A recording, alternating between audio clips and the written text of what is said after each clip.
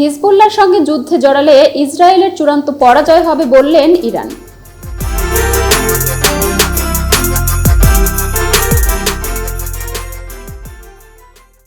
লেবাননের সশস্ত্র গোষ্ঠী হিজবুল্লাহর সঙ্গে সর্বাত্মক যুদ্ধে গেলে ইসরায়েলের চূড়ান্ত পরাজয় হবে বলে সতর্ক করেছে ইরান।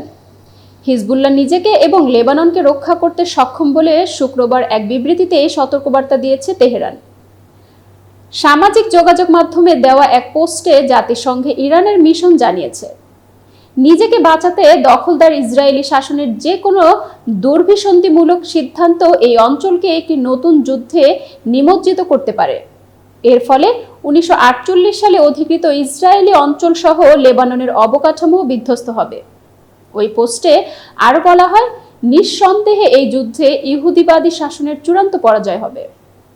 লেবাননের প্রতিরোধ আন্দোলন হিজবুল্লাহর নিজেকে এবং লেবাননকে রক্ষা করার ক্ষমতা রয়েছে। সম্ভবত এই অবৈধ শাসনের আত্মধ্বংসের সময় এসেছে।